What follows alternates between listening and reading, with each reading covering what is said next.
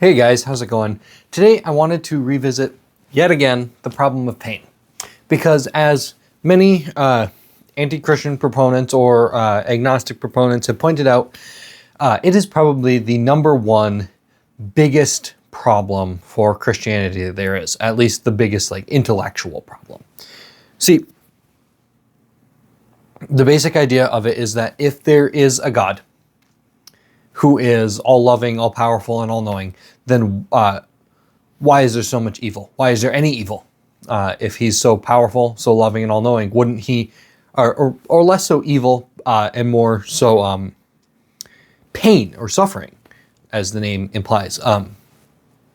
Why does all that? Why is there so much of it in the world if he doesn't exist, or if he exists? Whew, I'm getting all sorts of mixed up today. Don't mind me. So what I've been thinking about lately in regards to this problem is we're having such a hard time coming to a reasonable answer to it intellectually, because there's always another problem with it. There's always, if you answer one part of it, then another part of it comes up, or another contradiction comes up with something. There's always a way to keep the problem of evil or the problem of suffering a thing. So the way I've been thinking about it lately, and what I've been struck by is perhaps it's not that we're supposed to think about it as an intellectual problem. After all, suffering itself isn't an intellectual problem. You don't suffer intellectually. You can suffer emotionally, and you can suffer physically. You can feel pain, you can feel negative emotions, right?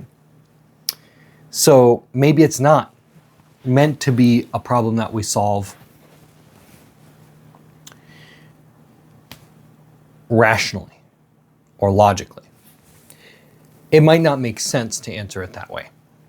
And I think if you find people who have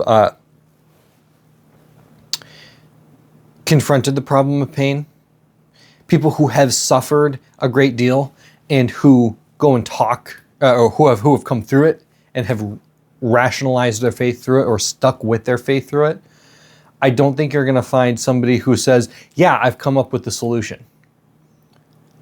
They might say, I understand. There might be something in their mind that just connects to it, and they get what the problem is. But they don't say that problem is one that they're going to conclude. They don't say what the answer is. That's just not how it works. They do come to realize, they stick with their faith. They say no, it does make sense. This is something that I can stick with God through. So maybe it's not something that we're supposed to be trying to understand intellectually. See, this is the way that I think about it. The way that I conceive of the problem myself when I think of it is, it gives us a reason to trust God, for one. If we can say, God, I see all this problem that in the world, all of these issues that people have, and to say, yeah, I can still trust you. I can still follow you.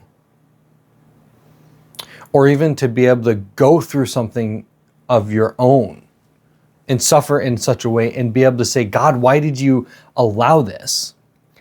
And then be able to come back and still really think about it and say, God, maybe I don't understand this, but I do see you in it. I do see what you have understood, or what you have meant. I do see what you have done through it, the good that has come out of it. And we can come to these answers, maybe not intellectually, maybe not rationally, because maybe the problem isn't meant for us to solve it rationally. Maybe the problem isn't meant for us to come and reason through something that is being felt through in our emotions.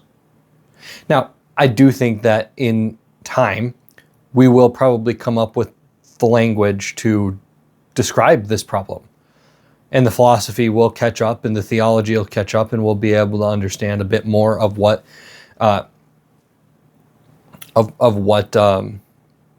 what the problem really means for people, what it really looks like, and how it ends up actually coming about. Like how a solution ends up actually coming about. So yeah, those are just my thoughts on this topic. Maybe we're not supposed to think about it too hard. Maybe we're supposed to feel our way through it, and maybe when we do that, it just might start to make sense. Hey guys, thank you so much for watching today's video. It's a bit of a shorter one.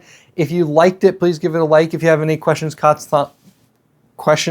thoughts, concerns, whatever, anything like that, stick in the comments box down below. I try to respond to every comment, and sometimes I even make a video responding to the comments if I need a little bit more room to explain than just a simple comment or response. So if you want to see more videos like this in your feed, please hit the subscribe button. And as always, thank you so much for watching.